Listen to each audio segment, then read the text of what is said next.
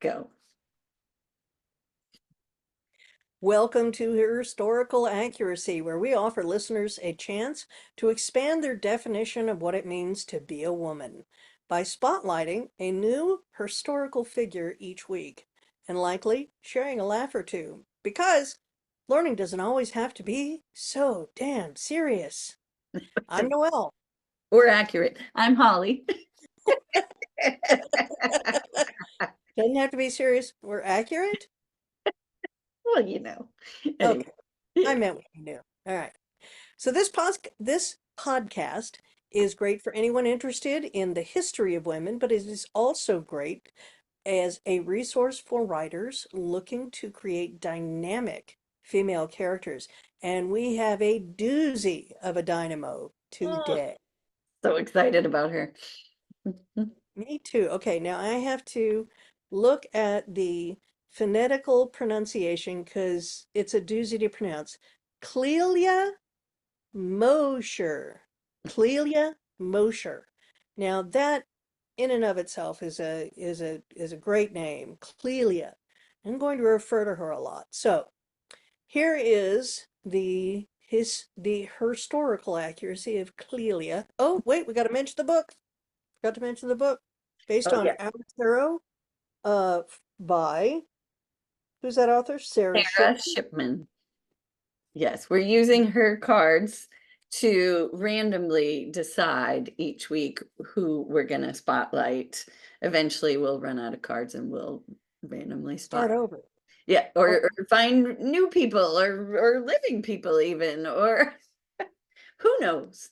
Sky's the limit. But anyway, thank you, Sarah Shipman, for creating this wonderful book and inspiring us to want to share more. So yes, that's where our pick comes from.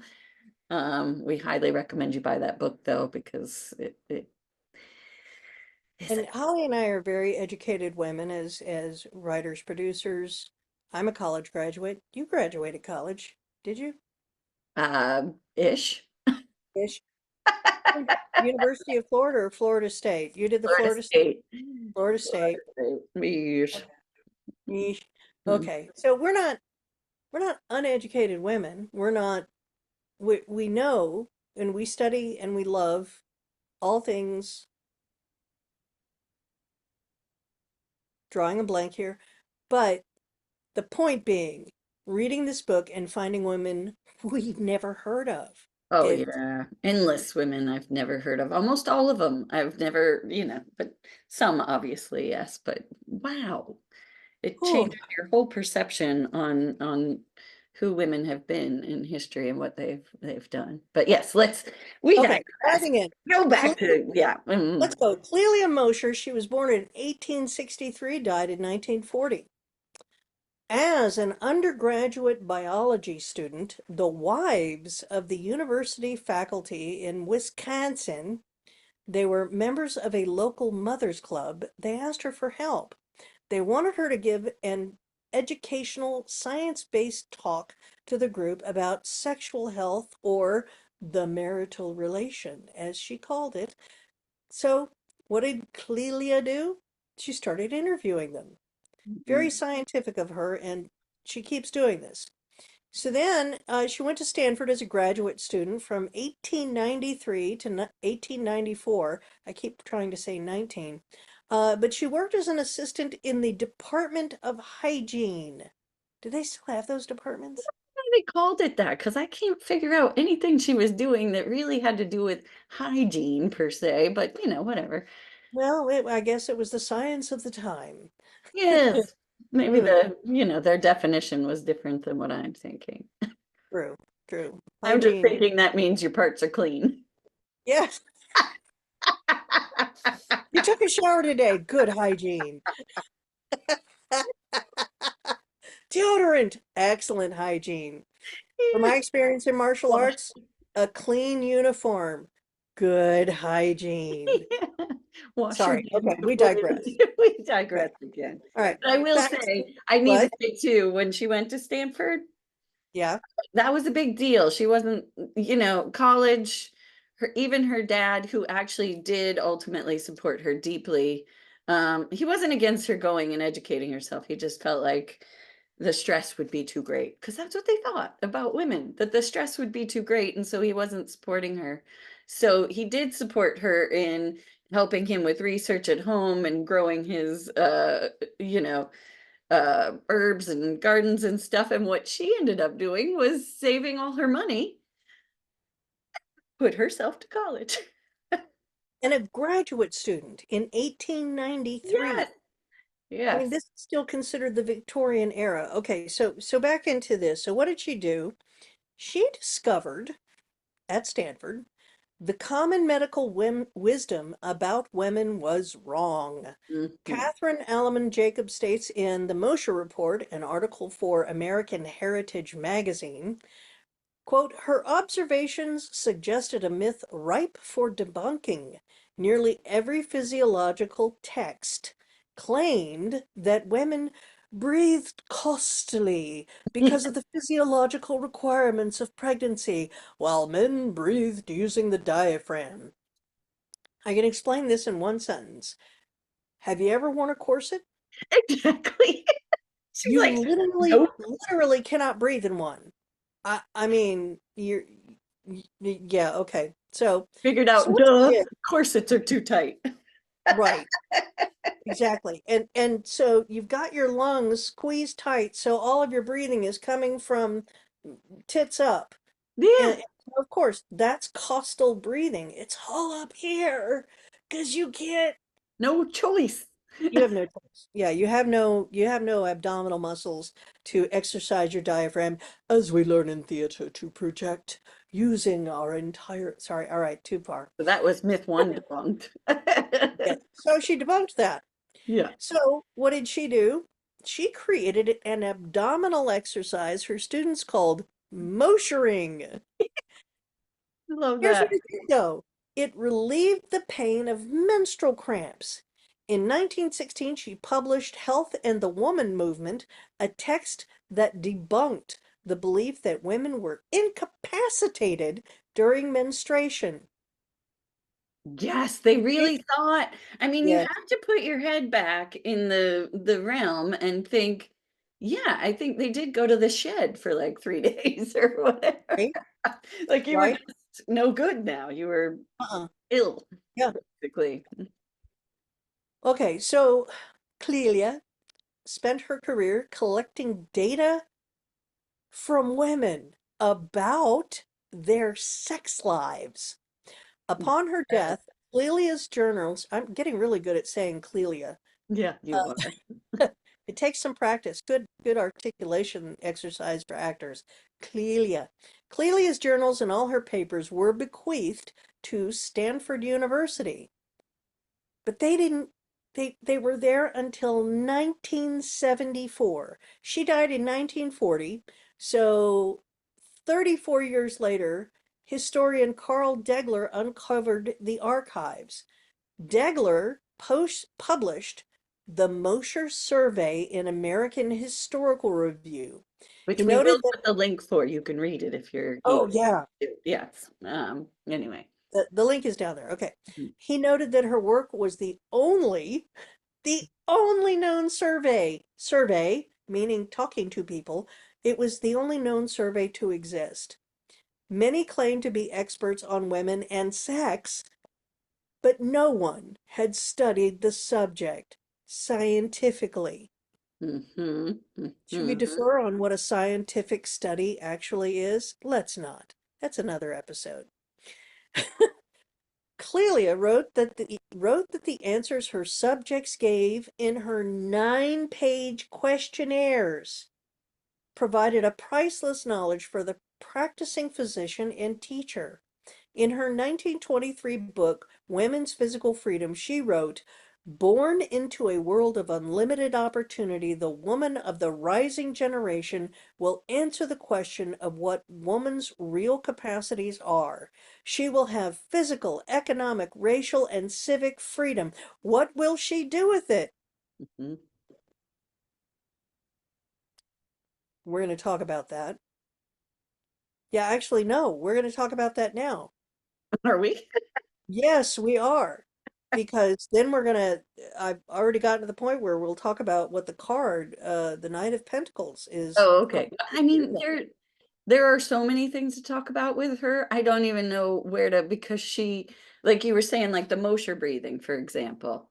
Um, I'm wondering if that eventually led to like Lamaze, for instance, for Oh, childbirth, where you, because it really does work, that breathing is right. interesting. But the sex thing, The her, sex and the interviews. I mean, I remember in high school, I'm sitting there with my friend Christy and oh, okay, well, I'm not gonna fully name her because that would be rude. But we're sitting there and we're talking about the pain of menstruation and how to Mhm. deal with cramps. And I experimented in other things for relief. But her mother just happens to be doing laundry and pokes her head in and says, "Best relief women have ever found for menstrual cramps is orgasm." And we were both like, What? "Mom!" How dare you? Oh, we were so embarrassed. I mean, we're teenage girls, of course, Yeah. and her mom just comes and says, orgasm. We were like, we were already conditioned as teenage girls to not be comfortable talking about sex. Of course, you were either a And slut or a good girl. There was nothing in, but and then supposed to suddenly magically be good at sex and like it when when now it's deemed appropriate. Um, which and yeah, is what she found about the Victorian women too. Sorry, we're all over the map, but it's too exciting. She yeah. actually, like you said, actually talked to Victorian women. Everyone assumed that none of them liked sex, but oh no, no. Some of them quite liked Well, it. and Oh, one of the hold things I on. read was that Victoria women even talked about the fact that they really did enjoy sex A lot. a lot. Then the ones that didn't highly suspected it was because they didn't know what the heck they were doing. Right. And neither did and you're, God forbid you ask for what you want, or no, Oh, no. no, no. You just have to lie Mhm. there and take it. I actually heard men say that about rape, that you're gonna have to survive it, so you might as well just lie there and just let it get over with. And it's like, okay, but what has me so excited about Clelia Mosher today Mhm. is where we are in women's health today. Yes. And we're back before Victorian ages. We're in the fear and the patriarchal just and the statistics, the scientific proof Mhm. of the increase in domestic violence, the increase in infant deaths. Mhm. Let's just look at the scientific facts, not all of the other Mhm. stuff. There's plenty of talking stuff out there, but the actual numbers. Which is And what then, she and did. She used numbers and actual research to prove her causes. Do you know, I too, don't. Yes?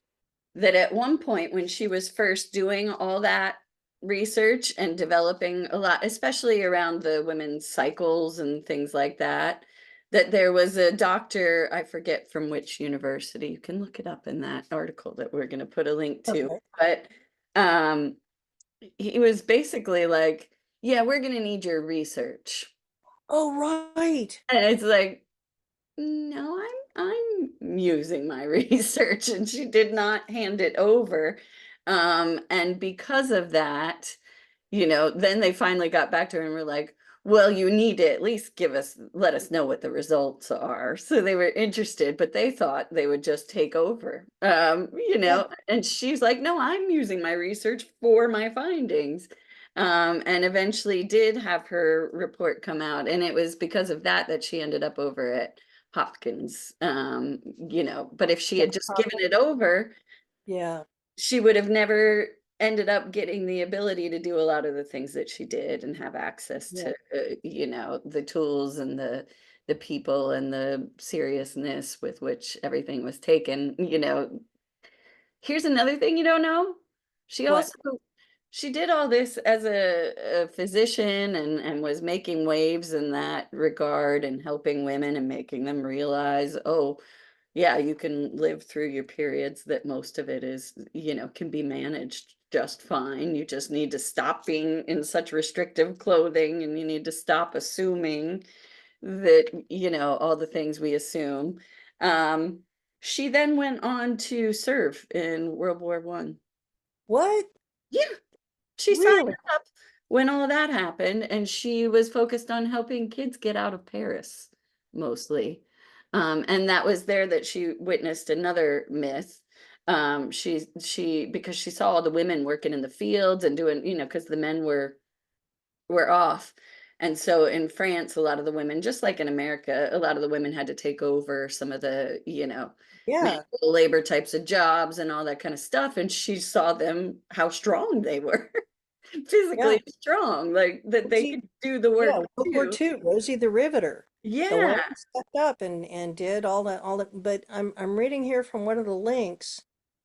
In 1931, Clelia Mosher dedicated her unfinished autobiography, quote, to my father, who believed in women when most men classified them with children and imbeciles. Yes.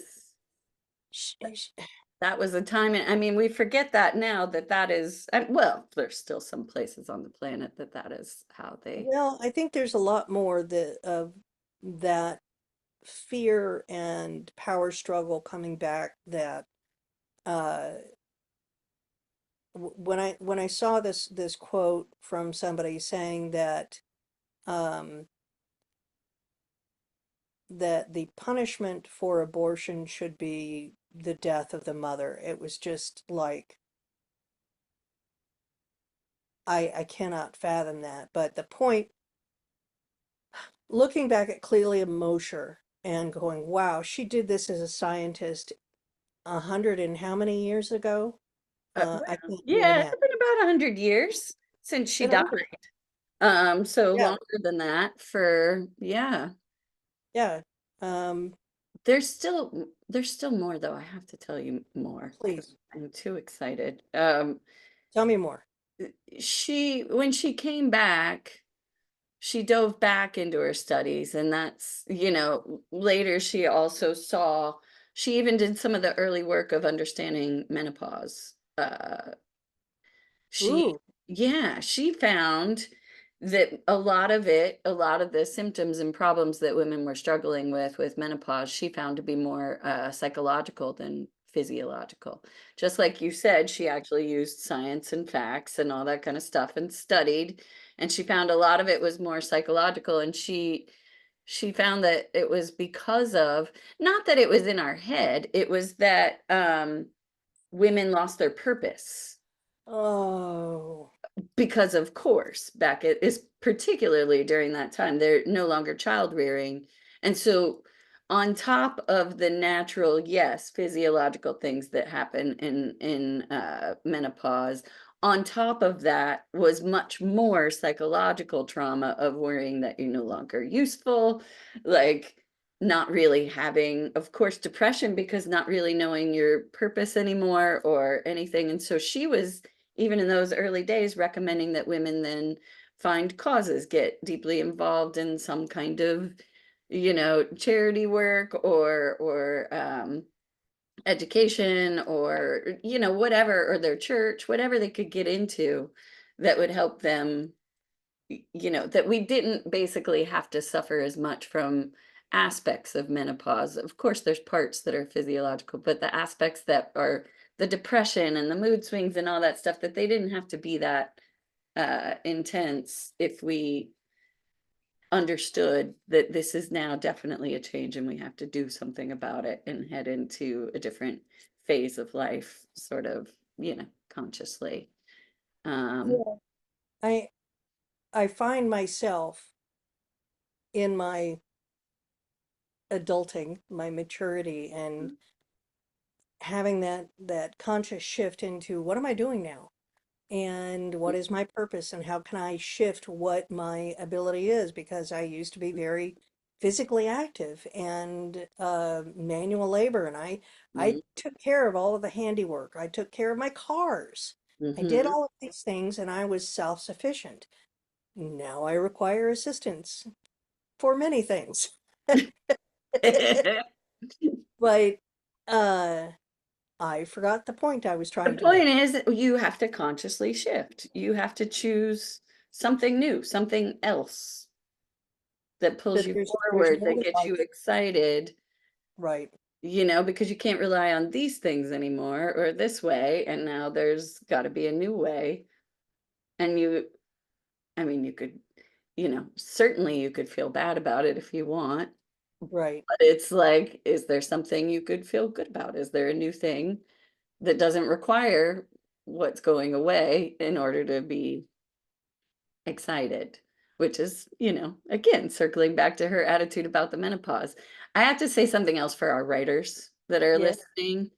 Because even though she was more of a scientist and a researcher, I saw a parallel with something interesting about her life. Like when she came back from the war and was, Ah, working back at, I think it was at Stanford. I don't know, you can check me. yeah. But anyway, when she was doing that work again, she realized, oh, no, no. I've had too much big experience in life. Like I've been through too much intensity, and just the bureaucracy of the university and all this stuff was just irritating her. She wasn't. And so what she chose was to go back home and garden and ponder and garden and ponder. And we're always telling our writers, there's a time when you have output, and there's a time when you go within and you just let it chill. And I love that she did that. Like she knew um that she should go home and just, garden for a while. And then she went back afterwards and wrote her most important paper. Like then it all just came out in one big cathartic. But I thought that was so interesting that she allowed herself that kind of process. Like we always, But and it appears she lived for quite some time. I mean, what is that about? She was about 77 years old when she died? she was, 63, 40?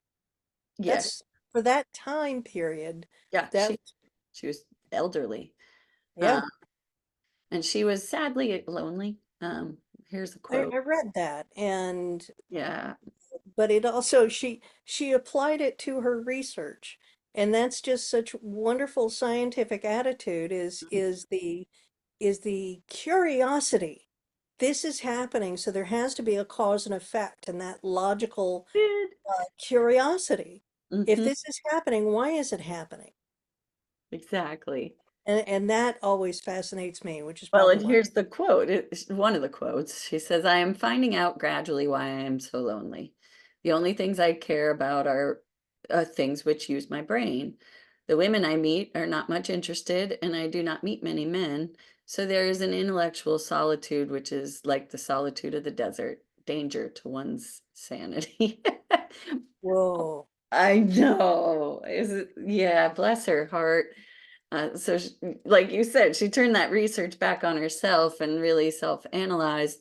But the good news is, we'll leave it on a positive note before we go into what the message is. But the good news is she ended up, after she wrote that last big book, she was like, okay, I'm out. And she ended up building, she realized she probably wasn't going to have the relationship aspect, that because she apparently was quite romantic in her head about having love that she never actually got.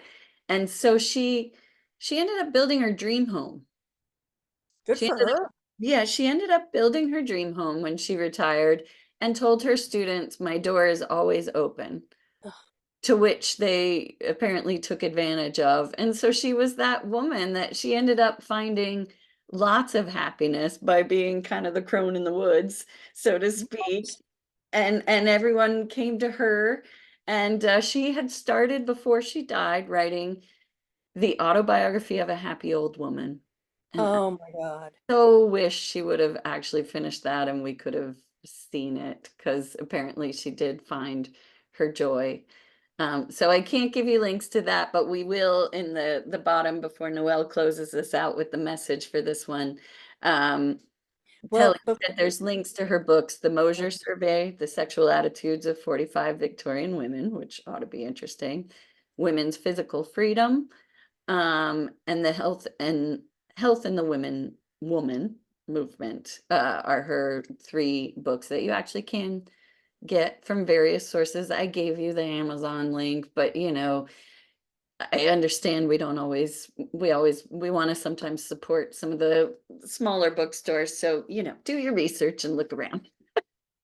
look it up. Yeah, Yes, look it up. I was thinking about that, how much when I was growing up, every time I had a question, I had a lot of questions as a kid. I was told repeatedly, go look it up. So I had encyclopedias, dictionaries, and I loved libraries because I was always told, go Oh, look it up. yeah, So but now I you'll learned, know the names of the various papers she wrote that you can yeah. actually just read yourself, which I think is really, really cool. Right. I'm sure with the academic links and discoveries, there will be plenty of open source PDFs to download. But let's take another creative writer detour. Okay. For some reason, Hilary Swank and the characters that she has played just keeps popping up in my head because as an actress, she is the first time we saw her was in The Next Karate Kid, Hmm. and she is playing uh, a broken teenager with some, well, some serious karate skills, right? And Yeah. then we see her in things like, well, Freedom Riders or well, Boys Don't Cry and Million Dollar Baby. I mean, she is playing really strong, sometimes ma very masculine women. Hmm. Hmm. Yeah, she was amazing. And you, why, why did you bring her into this conversation? Because of the characters, the writers, the artistic, and the inspiration, just those are Do you feel the like she should play Clelia? Is that what you're oh, saying? she would make an excellent Clelia, She would, right?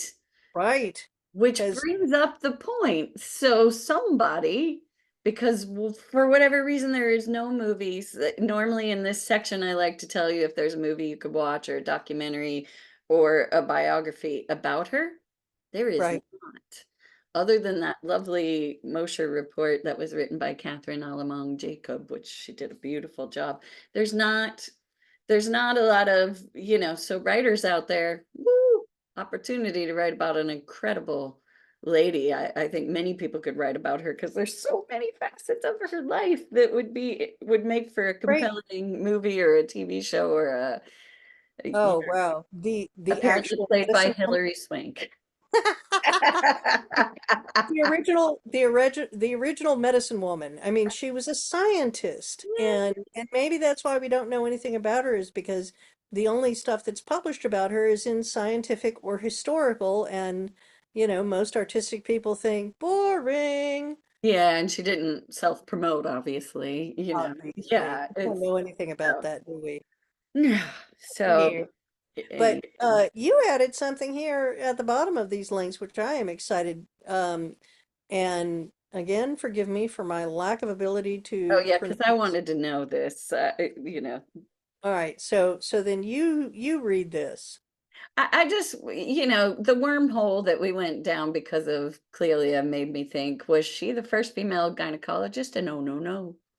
No, she was not even close to the first. It shocked me actually a little bit because again, and this will be the accuracy part of historical accuracy. In my brain, we didn't have female gynecologists till maybe the 1800s. But no, the first was Agnodice. I don't know how to pronounce it. I'm thinking maybe Agnodice. Agnodice. Yeah, anyway, she Too lived much. in Athens around 300 BC. She was the first female gynecologist, according to Latin scholar Hyginus. Oh, Goodness, is that where Eugene, the hygiene? it's all Greek. Oh my gosh. Anyway, legally prohibited from practicing medicine, Agna Agnes. cut her hair, dressed as a man, and studied under the famous Alexandrian physician Her. There's so many. Herophilus. Yes, thank you. When she Sure. stole the business of her male colleagues, they took her to court where she revealed she was a woman. And she was not only acquitted, thank you, but successfully had a law passed allowing freeborn female citizens to who knew that happened in 300 BC? 300 BC, people. Freeborn female citizens could practice medicine in 300 BC. What happened? It Don't keeps see a lot. cycling, just like you It's said. like, It's like we go uh, up and we go down, and we go up and we go down. But eventually it stays, because Lord knows there are plenty of female gynecologists to choose from in 2024. yes. So thank you, all you early ladies of medicine. We appreciate you deeply. And with that, shall we We leave them with shall. the message? All right. So, Clelia Mosher. Boy, this is fun. Okay.